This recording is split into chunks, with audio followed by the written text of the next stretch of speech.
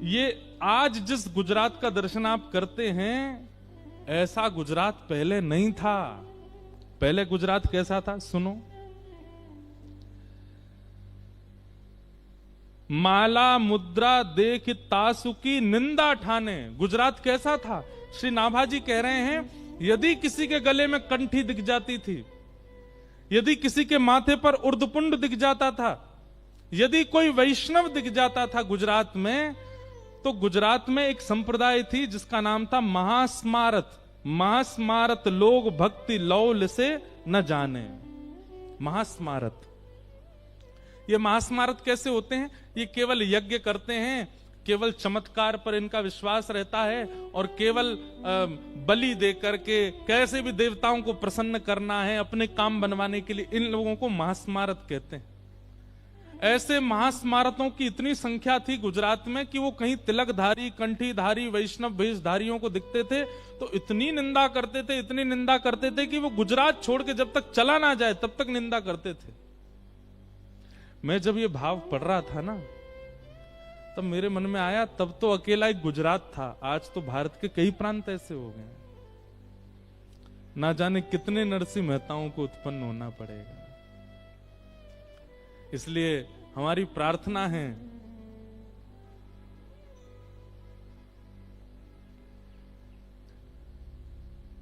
जननी जने सो भक्त जन।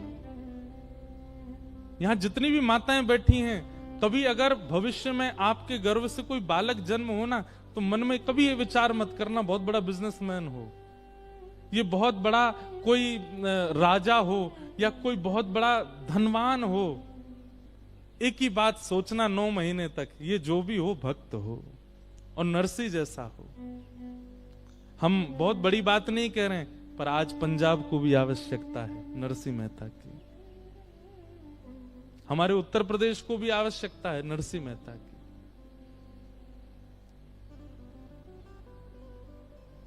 जब नारद जी ने सुना गुर्जरे जीर्णताम गता, उसी समय नारद जी के मन में आने लगा कि भाई इस गुजरात को कैसे संभाला जाए। तब नारद जी भगवान के पास गए और कहा कि भक्ति से हमको जो डिटेल मिली है, इस वक्त भारत में सबसे ज्यादा जो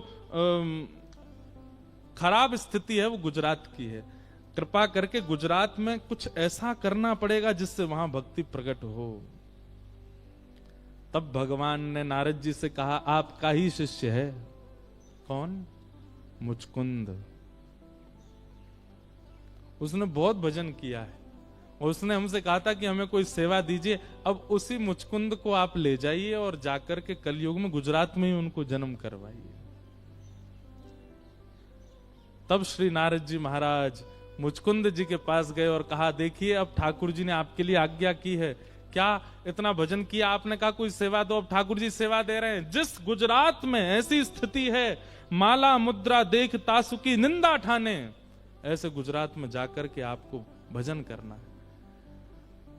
मुचकुंद जी ने वचन दिया, मैं वचन देता हूं कि गुजरात में जाकर के ऐसी भक्ति का प्रचार करेंगे कि वर्षों तक, कल्प कल्पांतरों तक जो भी गुजरात की भूमि में जन्म लेगा वो वैष्णव ही होगा। आज यदि पूरे भारत को अगर आप खकाल के देखेंगे तो सबसे ज्यादा जय श्री कृष्ण बोलने वाले, सबसे ज्यादा वैष्णव भाव रखने वाले भक्तों की संख्या गुजरात में है। ये नरसिंह मेहता की देन है गुजरात को।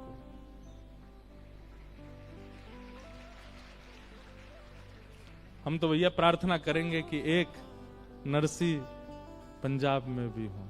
पंजाब की भक्ति में कोई कमी नहीं है। हमारे वृंदावन में, मथुरा में सबसे ज्यादा वैष्णवन की जो भीड़ है वो पंजाब की है। सबसे ज्यादा वृंदावन में बिहारी जी को हमारे सबकी फैन फॉलोइंग बटी हुई है। जैसे सबके सोशल मीडिया है ना, सबकी फैन फॉलोइंग, ऐसे बिहारी जी की, राधा वल्लभ जी की, राधा रमन, सबकी फैन फॉलोइंग बटी हुई है। बिहारी जी की सबसे ज्यादा पंजाब की है।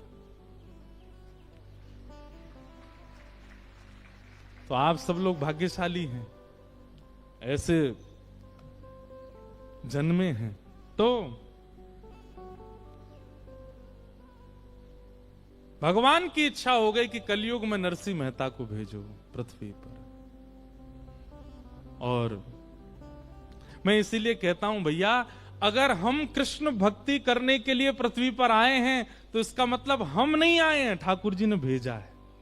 ठाकुर जी ने भेजा। आप यदि भक्त हो चुके हैं और एक लंबा समय भक्ति काल में व्यतीत कर चुके हैं तो इसका मतलब आप उद्देश्य से भेजे गए हो। राधा रमन जी को देख के, बिहारी जी को देख करके नेत्र सजल हो जाते हैं तो इसका मतलब यह कि आपका संबंध प्राचीन है।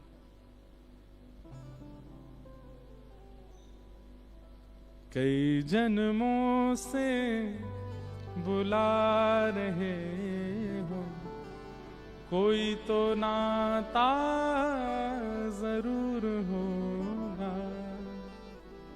नजरों से नजरें मिला न पाऊं, मेरी नजर का कसूर होगा।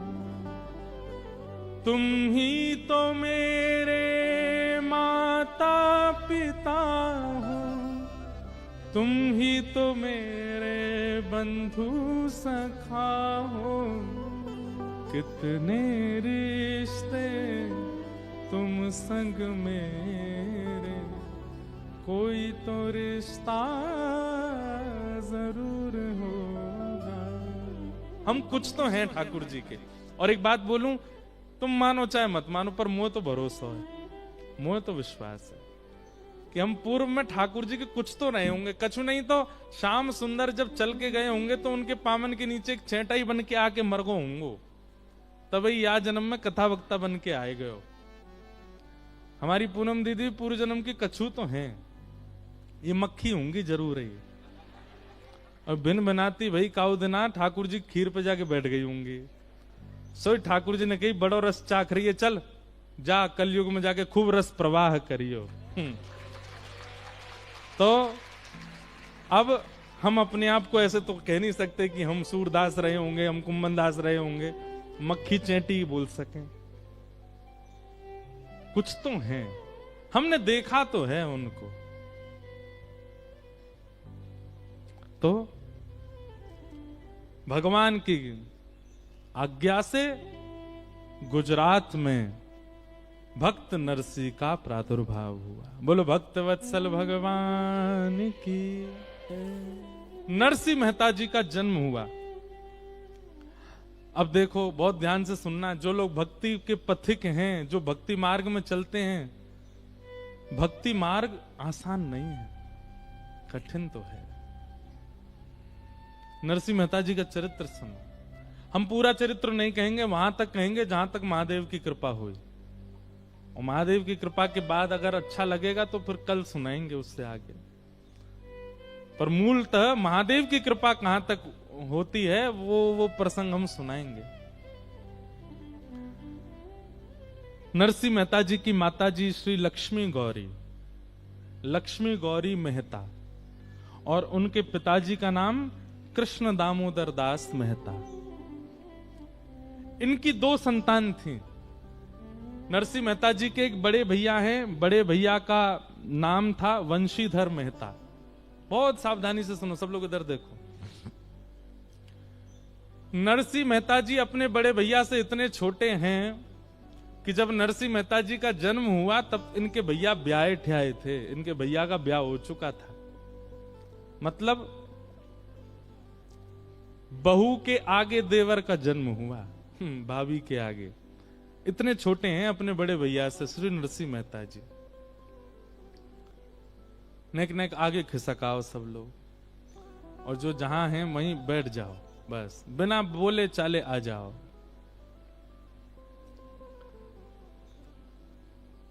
तो नरसी मेहता जी बहुत छोटे थे, लेकिन जन्म से ही इतने रूपवान, इतने गुणवान, इतने शीलवान कि इनको कोई देखे तो देखता ही रह जाए। परंतु एक बात याद रखिएगा बंधुओं की, यदि कोई बहुत गुणवान दिख रहा है तो उसका मतलब है कि उसमें कोई दोष तो करके भेजा ही होगा ठाकुर जी ने। संसार में कोई भी व्यक्ति सर्वगुण संपन्न नहीं है। हमने कहीं सुनते भय खिसक के आगे आ जाओ, हाँ सुनना नहीं छोड़ो, बस जहां है वहीं बैठ जाओ। नरसिंह मेहता जी बहुत सुंदर हैं, लेकिन दोष क्या था? गूंगे और बहरे, ना बोल सकते हैं और ना सुन सकते। इतने सुंदर स्वरूपवान श्री नरसिंह मेहता जी जन्मे। कहां जन्मे?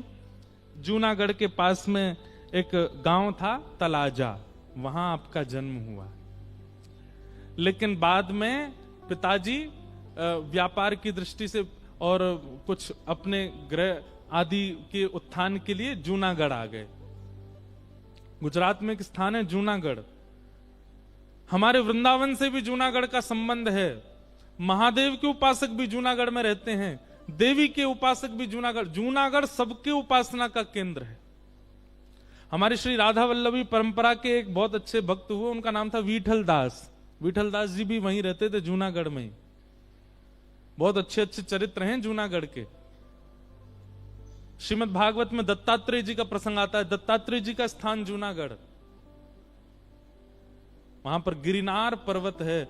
यदि कभी कोई साधना की इच्छा रखता हो चित्त में, तो गिरनार की शरण में जाए। तो नरसिंह मेहता जी का जन्म हुआ। आपके माताजी पिताजी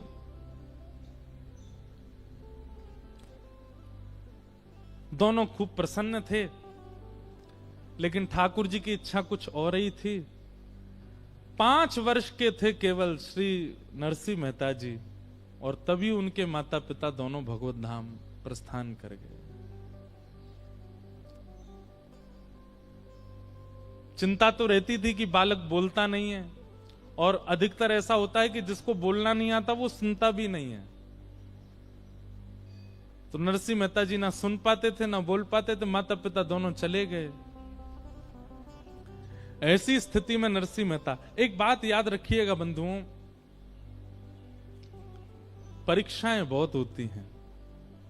ठाकुर जी के पथ पर यदि आप चल रहे हो और आपकी परीक्षा नहीं हो रही है, तो इसका मतलब है कि आप क्लासरूम से बाहर बैठे हो।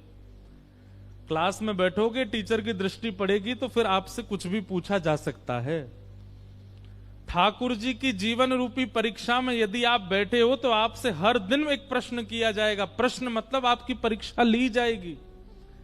और यदि आपकी कोई परीक्षा नहीं होती है, तो इसका मतलब है कि आप बंक मार के बैठे हो बाहर। ठाकुर जी की दृष्टि पड़ नहीं रही है आपके ऊपर।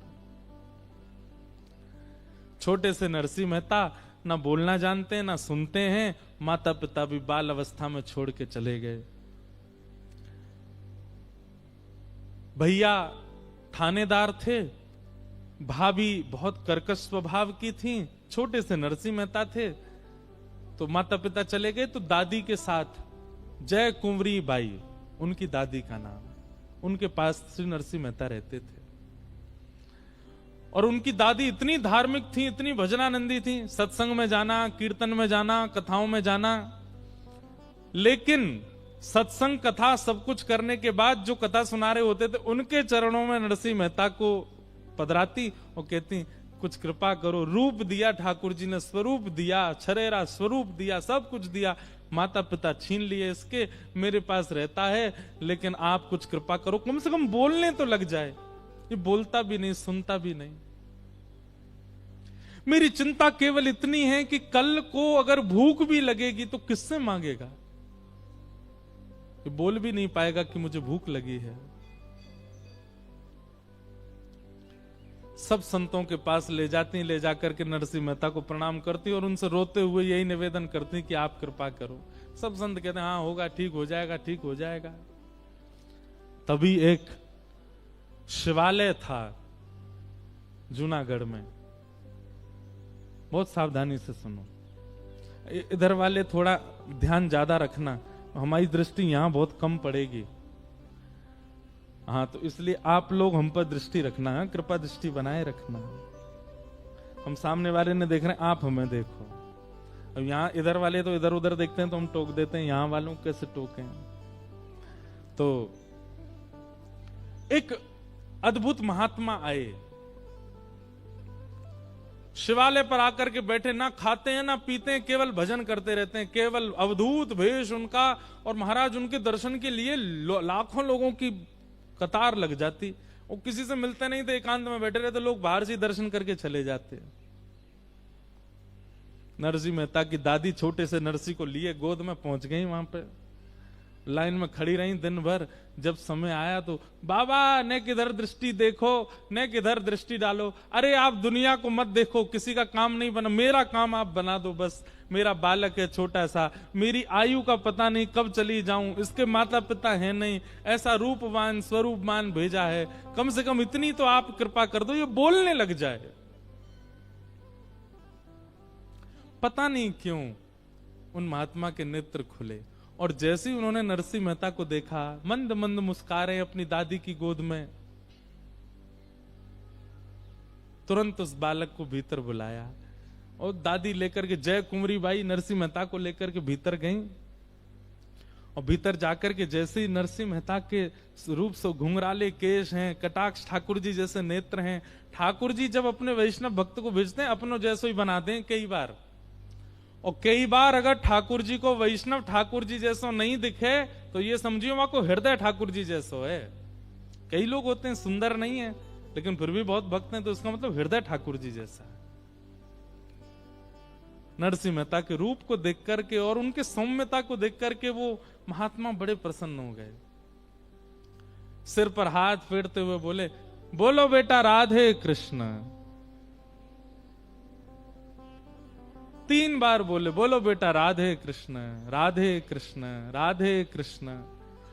और 3 बार राधे कृष्ण जैसे ही सुना, चौथी बार नन्हे से नरसिंह मेहता 5-6 वर्ष की आयु में पहली बार बोल पड़े राधे कृष्ण।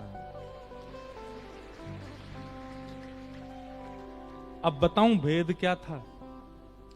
नरसिंह मेहता गूंगे नहीं थे, लेकिन संसार कहीं मुझे अपनी माया में घेर ना ले इसलिए जानबूझ करके बोल नहीं रहे थे। ठीक ऐसा ही चरित्र श्रीमद् भागवत में आया है जड़ भरत जी का। उनका नाम जड़ भरत इसलिए पड़ा क्योंकि वो जान मूर करके जड़ बने थे। एक चौपाई नहीं है कोई, वैसे ही किसी संत का हमने सुना था, लेकिन लिखने योग्य और याद करने योग्य बात है। जो अपनों सुख चाहे हो तो मूर्ख बन के रहो। क्या? अपना सुख चाहते हो तो मूर्ख बन के रहो। आप जितने ज्यादा प्रबुद्ध बन करके रहोगे उतनी ज्यादा संसार आपको परेशान करेगा। चाय पीने की अरे हम बना के लाते हैं बढ़िया हैं, इलायची महाराज और क्या बोलते हैं उसको, अदरक ले, काली मिर्च ले, बढ़िया बना दी तो रोज तुम ही खोजे जाओगे।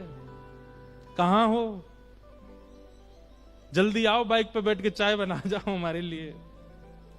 लेकिन पहली बार में ही चाय ऐसी बना के पिवा दी कि महाराज नरक की याद आ गई। अगली बार कहोगे चाय बनाओ, भाई तू बैठो ही रहे, तू मत बना। लेकिन ये जानबूझ के नहीं करना है। भजन के लिए अगर ऐसा करना पड़े संसारियों के सामने तो ये बहुत अच्छा है।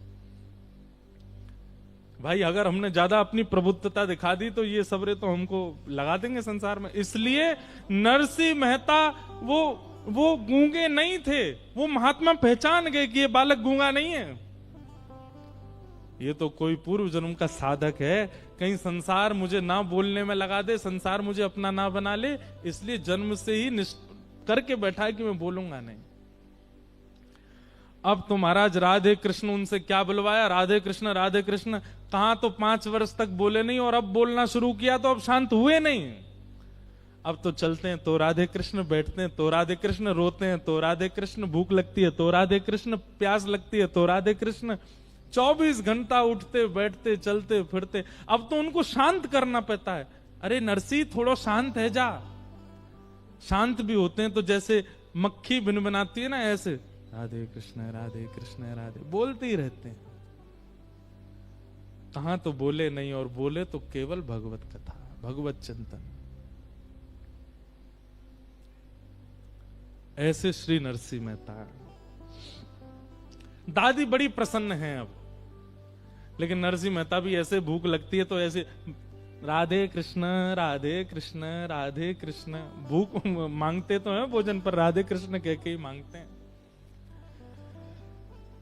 लेकिन ठाकुर जी जब तराशने पर आते हैं तो एक आध बार में ठाकुर जी का मन नहीं भरता है।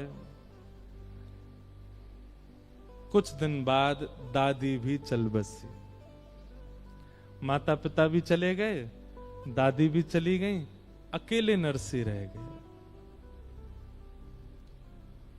छोटे से नरसी मेहता, भाई तो थानेदार हैं, पूरे दिन काम पे रहते हैं, अकेली भाभी हैं घर पे। वो भाभी बड़ी उग्र स्वभाव की, बड़ी विचित्र स्वभाव की थी। नरसिंह मेहता तो जाते थे बाहर, भाई इनके रोज इनके लिए काम धंधा ढूंढ के आते। पढ़ाई लिखाई इन्होंने की नहीं, इनका मन ही नहीं था, हमें कुछ बनना ही नहीं तो फिर पढ़े क्यों। तो भाई बोले भाई तुम कुछ किया धरा करो, कहीं बर्तन मांजने की सेवा पूछे आए, कहीं कोई और सेवा पूछे आए, कहीं कोई और सेवा पूछे आए, लेकिन जहां भी जाते नरसिंह मेहता कुछ नहीं करते। लेकिन जहां भी सत्संग होता, कहीं भजन मंडली बैठी होती, वहां जाकर के प्रेम से भजन कीर्तन करते, भंडारा पाते, इसी में सुख मिलता नरसिंह मेहता को।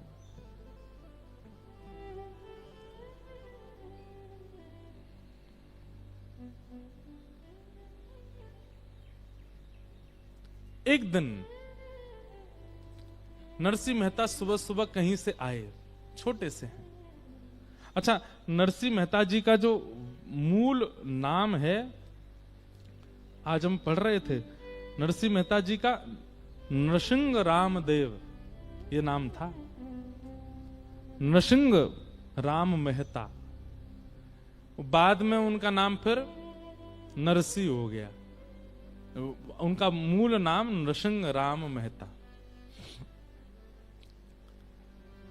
आज आए और आकर के केवल राधे कृष्ण बोलते हुए आए, लेकिन अब भाभी तो राधे कृष्ण वाली भाषा जानती नहीं, तो उनके आगे थोड़ा बोलते, भाभी माँ मुझे बहुत जोर की प्यास लगी है, गला सूख रहा है, थोड़ा सा जल दे दीजिए। जल की याचना जैसे ही करी, इनकी भाभी तो उग्र स्वभाव की, खूब सुनाया। बोले तुझे शर्म नहीं आती, तू जल मांग रहा है? तेरे भैया रात दिन मेहनत करते हैं, खून पसीना एक करते हैं, उसके बाद थोड़ा समय मिलता 2 रोटी खाने के लिए यहां आते हैं, तो कुछ नहीं करता, पूरे दिन पड़ा रहता है। इतने काम धंधे तेरे चालू करवाए, उनमें भी तू कुछ नहीं कर पाया, 1 रुपया कमा के घर नहीं लाता, घर के किसी भी कार्य में हाथ नहीं बटाता, पूरे दिन पड़ा रहता, पड़ा पड़ा जो है मोटा हो रहा है, और आज मुझसे जल मांग रहा है। तेरे जैसे देवर को अगर मुझे छूट मिल जाए तो जल नहीं विष पिलाना चाहिए। एकमात्र, अब देखो ठाकुर जी की लीला, भाई छोड़या बंधु छोड़या, छोड़या जग सोई, साधुअन संग बैठ। सबकी कथा सुन लीजिए, सारे भक्तन के सबसे पहले संसार ही छुड़वाए ठाकुर जी ने। इसलिए भैया जाकू संसार ते बहुत मोह हो ना, ठाकुर जी तने दूर ही रही हो। इसका मतलब ये नहीं है कि नरसिंह मेहता की तरह सब भगवत धाम चले जाएंगे, पर आपका ममत्व कम हो जाएगा। ऐसो दुख दी जो ही माही, हमारे हरिवंश परंपरा के श्री भोरी सखी कहती हैं, बस्ती छोड़ एकांत बिठावो, बातन सो घबराही,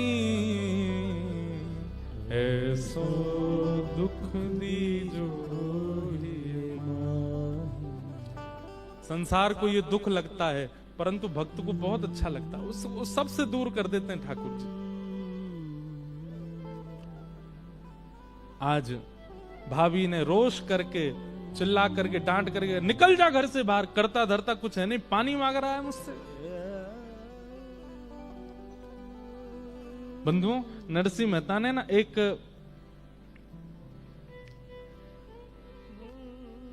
अभी नहीं, आगे चल करके नरसिंह मेहता ने एक पद लिखा जिसमें अपनी पीड़ा गाई उन्होंने ठाकुर जी से। नरसिंह मेहता कहते हैं, बालापन से आफत आई, मात पिता तज दीना, हाय दास ने क्या कीना। हे नाथ, मैंने ऐसा क्या किया जो मेरे साथ ऐसा सब कुछ हुआ? बोले क्या हुआ? बालापन में माता पिता छोड़ के चले गए, मां का दूध 6 महीना पिता पाल के चल दीना, सभी कुकर्म किए जिस तन से, घर घर भीख मांग लीना। युग युग जन्म गर्भ के भोगे, अबहु प्रभु को ना चीन्हा। राज्य विभीषण रावण मुक्ति, भक्ति पवन सुत वर दीना। हाय दास ने क्या कीन्हा। आपने मुझ पर कृपा क्यों नहीं की नाथ, सब पर कर रहे हो। सबरी गणिका तार कसाई, सबरी गणिका तार कसाई। नरसिदास ने कहा कीना, हाय दास ने कहा कीना। मुझ पर कृपा क्यों नहीं है नाथ आपकी, सब पर अनुग्रह कर रहे हैं, तो फिर मुझे क्यों विसरा रहे हो नाथ। आज जब भाभी ने कर्कश वाणी बोली तो पहली बार नरसिंह मेहता के नेत्र सजल हो गए। क्या मैं इतना अभागा हूं। बचपन से आज तक मैंने कोई सुख की याचना की नहीं, देखा भी नहीं, जल भी अब नसीब नहीं है। कोई खीर मांगी हो, 56 भोग मांगे हो, जल ही मांगा। मेरा जल मांगना इतना कष्टदायी बन रहा है।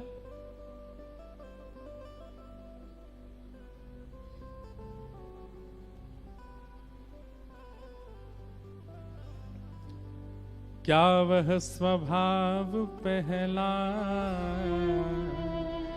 सरकार अब नहीं। हमारे ब्रज में बिंदु जी महाराज ठाकुर जी से शिकायत करते हुए कहते हैं, बोले नाथ जैसे लोग बदल जाते हैं ना, ऐसे आप भी बदल गए हो। बोले आपका पहले स्वभाव बहुत अच्छा था। बोले क्यों। गजेंद्र को तार दिया आपने जो मानव नहीं था। मीराबाई को तार दिया आपने जो वेद शास्त्रों के श्लोक नहीं जानती थी। कबीरदास को तार दिया आपने जो ऐसे श्रेष्ठ कुल में भी नहीं जन्मे थे। रैदास को तार दिया आपने। हम में कौन सी कमी रह गई, हमको क्यों नहीं तारते हो नाथ। तब श्री बिंदु जी महाराज ये ठाकुर जी से शिकायत करते हुए गाते हैं। बहुत सुंदर भाव है, गाइएगा मेरे साथ। मानो नरसिंह मेहता भी आज ठाकुर जी से कह रहे हैं, नाथ मुंह में कहा कमी रह गई। 6 वर्ष के बालक की इतनी परीक्षा। एक बात कह दें फिर गाएंगे, भक्ति इज इक्वल टू परीक्षा। अगर परीक्षा जीवन में नहीं है तो आप अपने आप को भक्ति मार्गी मत कहिए। बहुत परीक्षाएं आती हैं। न तन का सुख रहेगा, ना मन का सुख रहेगा, ना बुद्धि का सुख रहेगा, ना पारिवारिक सुख रहेगा। सारे संसार को दिखने वाले सुख नहीं रहेंगे, लेकिन फिर भी आप प्रसन्न रहोगे। ये भक्ति। घर का प्राणी कहा ना माने, मन मन खुशी मनाओ। कोई भी आपके अनुकूल नहीं रहेगा, लेकिन फिर भी आप खुश रहोगे। यही तो बात है। लंग्स काम नहीं कर रहे, ऑक्सीजन नहीं आती है, बुद्धि आधी पैरालाइज हो गए हो, किडनी फेल हो गई है, हाथ पांव चलते नहीं है, लेकिन फिर भी प्रसन्न रहोगे। पत्नी अनुकूल नहीं है, बच्चे सुनते नहीं है, परिवार के सब लोग निंदा करते हैं, लेकिन फिर भी प्रसन्न रहोगे। ये भक्ति का स्वरूप है। देह को मिलने वाला सुख नहीं मिलेगा, लेकिन फिर भी प्रसन्न रहोगे। लेकिन हम फिर भी शिकायत करेंगे, क्या वह स्वभाव पहला। नरसिंह मेहता की परीक्षाएं विश्राम नहीं हुई। घर से निकाल दिया भाभी ने। अब कहां जाएं। अच्छा, एक वर्णन आता है नरसिंह मेहता जी के चरित्र में कि भक्त को तो व्याकुल होना नहीं चाहिए ऐसी स्थिति से, पर एक क्षण के लिए थोड़े व्याकुल हुए नरसिंह। क्यों। कभी अकेले गए नहीं कहीं, और छोटी सी अवस्था, 6 वर्ष के 7 वर्ष की आयु अभी। एक क्षण के लिए व्याकुल हुए, लेकिन दूसरे क्षण तुरंत संभाल लिया स्वयं को। और कई कथा में सुना था कि निराश्रितों के आश्रय केवल महादेव हैं। जिनका कोई नहीं, जिनका कोई आश्रय नहीं, उनके महादेव हैं। वो आशीश्वर हैं, सब पर आशीष बनाते हैं, सबको अपना आश्रय देते हैं। कहीं कथा में सुना था नरसिंह मेहता ने कि भूत प्रेत जिनको सब लोग भगा देते हैं उनको भी नरसिंह मेहता उनको भी महादेव अपने पास रखते हैं। नरसिंह मेहता बोले स्थिति तो मेरी भी यही है कि भाभी भगा रही है घर से, मैं भी चलूं।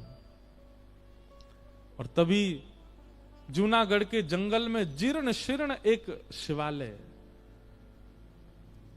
और छोटे से नरसिंह मेहता जाकर के वहां बैठ गए महादेव के पास।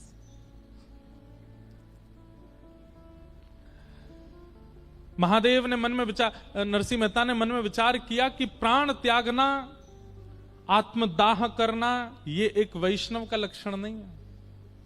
जीवन की परिस्थिति स्थितियों से कभी भी देह त्याग की भावना भी किसी वैष्णव के चित्त में नहीं आती कि मैं आत्महत्या कर लूं। लेकिन स्थिति पूरी बन चुकी है नरसिंह मेहता की। नरसिंह मेहता बोले मैं देह त्याग तो नहीं करूंगा पर अनशन व्रत करूंगा। और महादेव के सामने बैठ गए। जल तो है नहीं, दूध तो है नहीं पास, अश्रु जल गिरते जा रहे हैं और वही अश्रु जल ही महादेव पर गिर रहे हैं। 7 दिन 7 रात्रियों के लिए श्री नरसिंह मेहता नेत्र बंद करके केवल विरह भाव में चले गए। हमारे शास्त्रों में महादेव के लिए एक बात कही जाती है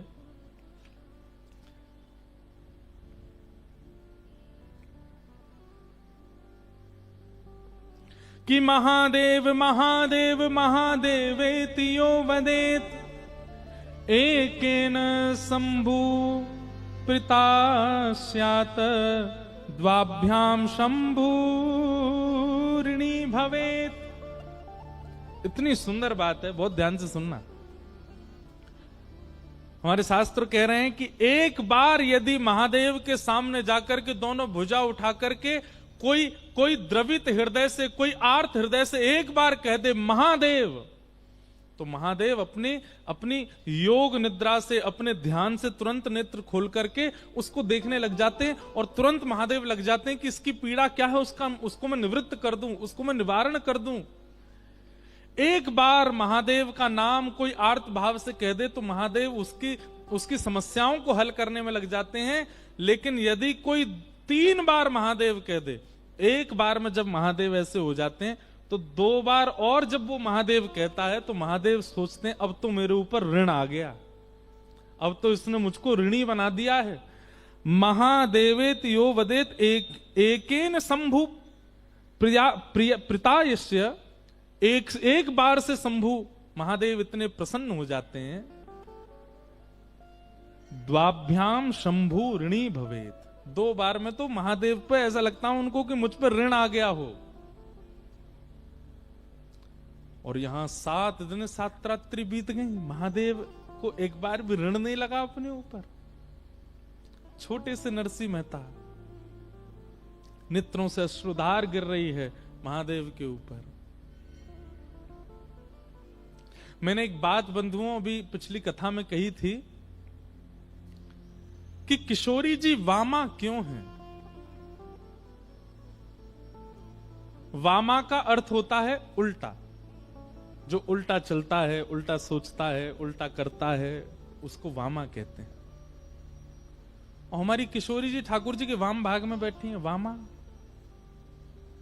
तो हमारे ब्रज के संत जन कहते हैं, बोले किशोरी जी वामा नहीं है, सामने आया हुआ दर्शनार्थी वामा है।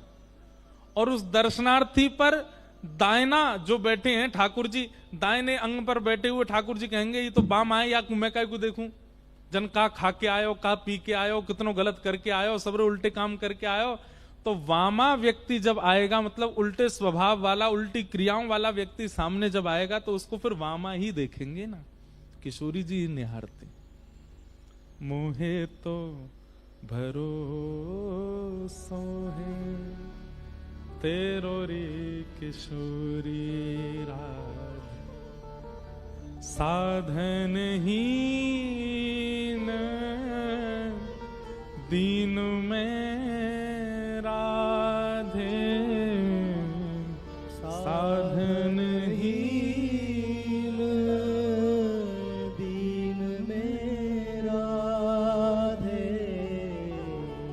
तुम करुणामयी प्रेम अगाधे, तुम करुणामयी प्रेम अगाधे। हम लोग अपनी दर्शन में एक परिवर्तन करें। महादेव के मंदिर में गए, राधारमण जी गए, बिहारी जी गए, राधा वल्लभ जी गए, सीधे जाके श्याम सुंदर पर हमारी दृष्टि पड़ती है। बाद में हम किशोरी जी को देखते हैं। नहीं, पहले जाती किशोरी जी को देखो। चाहे वो गादी जी के रूप में है, चाहे वो चूड़ामणि के रूप में है, चाहे वो केवल एक घूंघट, एक पल्लू के रूप में ही बैठी हैं वृंदावन में, पहले जाके उनको देखो। क्यों? क्योंकि हम ना जाने कैसी कैसी क्रियाएं करके आया। ठाकुर जी हम पर कृपा करें, हम पर दृष्टि डालें, इतनी योग्यता हमारी नहीं। इसलिए पहले विनती उनसे करो। मोहे तो भरोसा है तेरो रे किशोरी, मुक्ति भुक्ति ना मागत केवल, मुक्ति भुक्ति ना मागत के। मुझे मुक्ति नहीं चाहिए, भुक्ति नहीं चाहिए, तो फिर अपनो जान संभालो किशोरी राधे,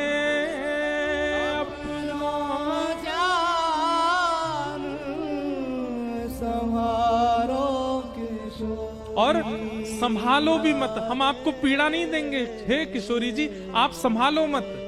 अपनो जान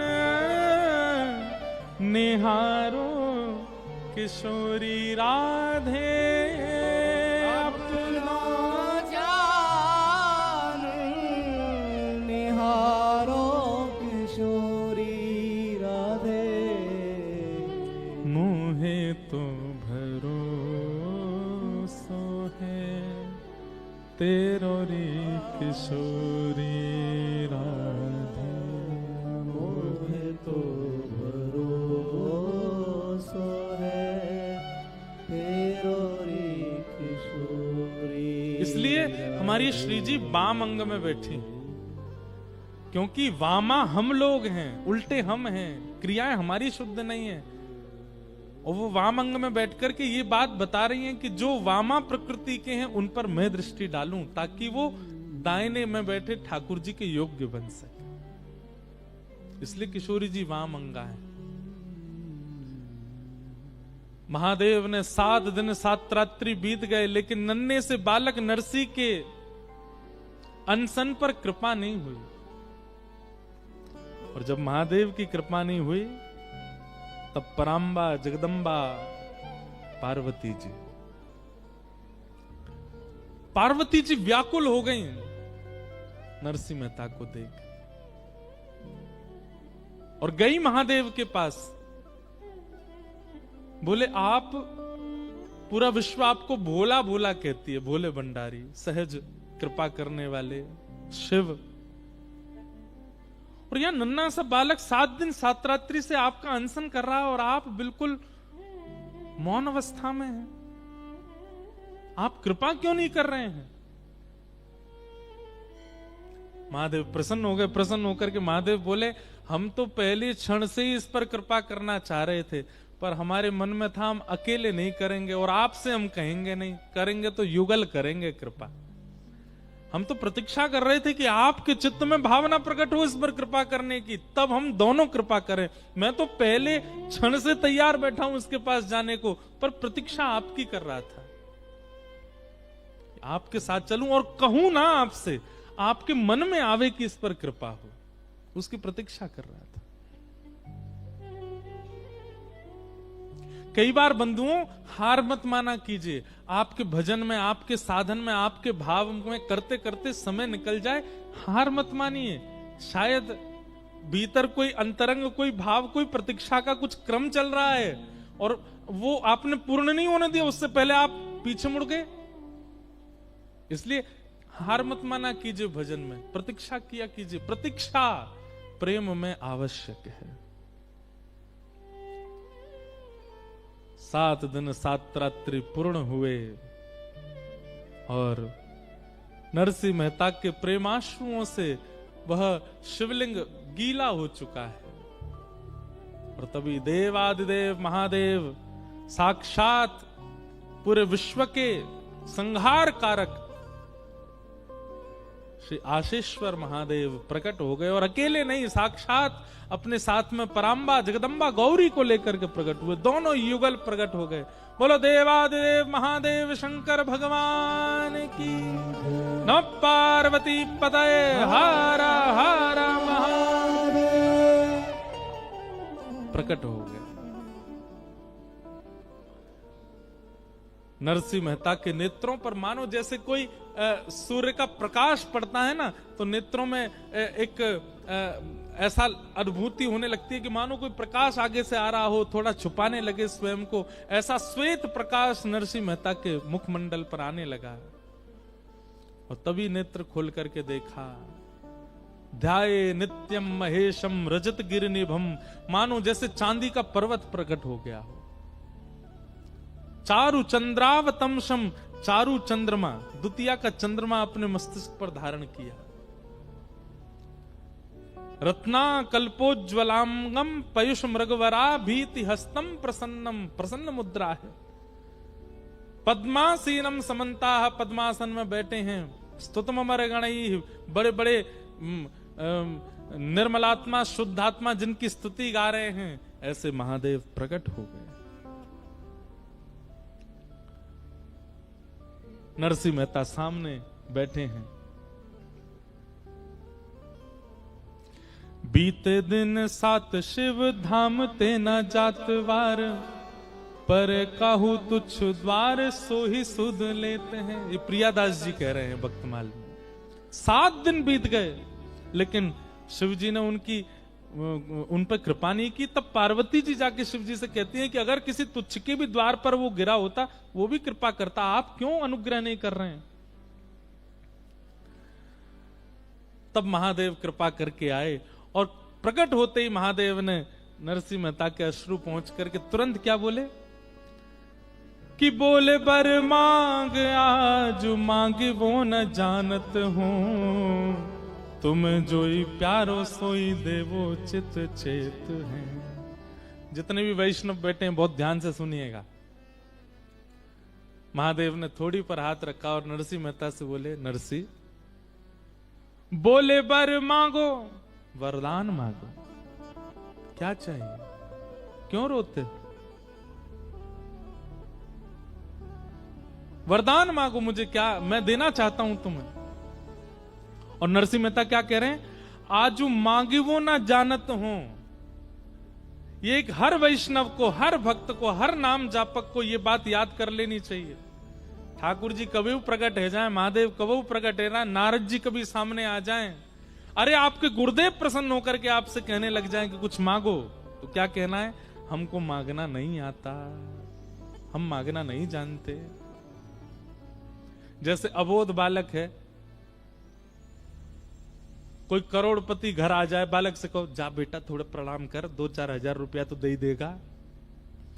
बालक जाके उसको प्रणाम करे, अरे बेटा क्या चाहिए, एक टॉफी दिला दो। वो करोड़पति से भी एक टॉफी ही मांगता है, क्योंकि अबोध है, अज्ञानी है। ऐसे अबोध अज्ञानी बन जाए करो, हमें तो कुछ पता ही ना कहा चाहिए।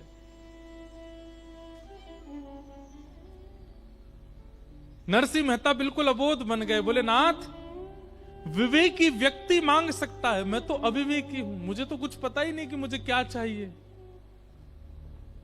महादेव बोले यदि तुमने वरदान नहीं मांगा तो हमको संतुष्टि नहीं होगी, हमारी संतुष्टि के लिए कुछ मांग लो। नरसिंह मेहता कहते हैं मांग लूं? बोले मांग लो। तो क्या कह रहे हैं, तुम्हें जो ही प्यारो,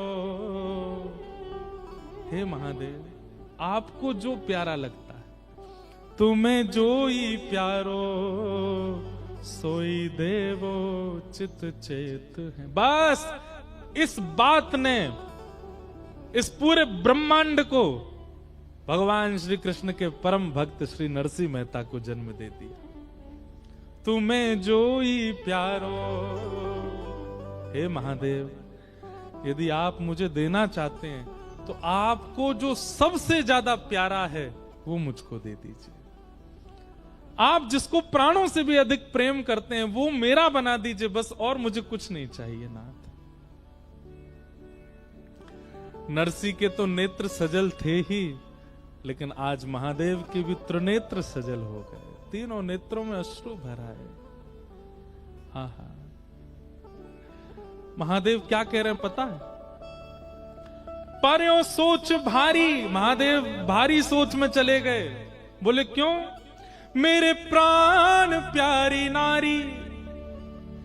बोले मैंने अपने प्राणों से भी प्यारी वस्तु को अपनी प्राण प्यारी नारी यानी कि उमा पार्वती को भी नहीं दिया, और वो ये मांग रहा है मुझसे।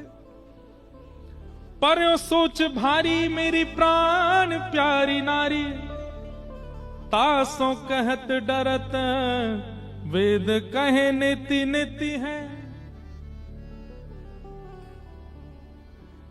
अरे भैया नरसिंह कुछ और मांग ले। नरसिंह मेहता बोले एक बात में रहो। पहले जब आपने कहा था वरदान मांगो तो मैंने मना किया था कि मुझे कुछ नहीं मांगना आता, आपको जो मन करे दे दो। फिर आप दोबारा कहने लगे कि आपको संतुष्टि नहीं मिलेगी मैं वर मांगूं और आप नहीं दो तो, और अब जब मैं मांग रहा हूं तो आप कह रहे हो कुछ और मांगो।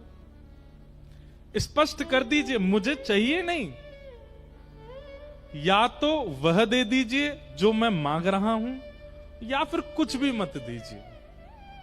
आप जैसे चाहो वैसे वो कर दीजिए मेरे साथ, मैं प्रसन्न हूं उसमें। उससे आपको संतुष्टि नहीं मिलेगी।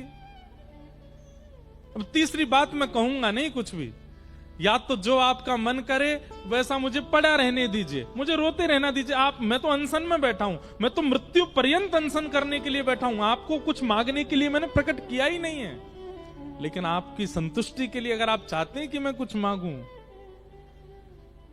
तो तुम्हें जो ही प्यारो, मुझे वही चाहिए जो आपको प्यारा।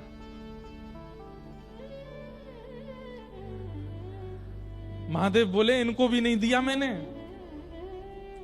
और तुझे चाहिए? बोले और कुछ नहीं चाहिए, बस यही चाहिए। आहा,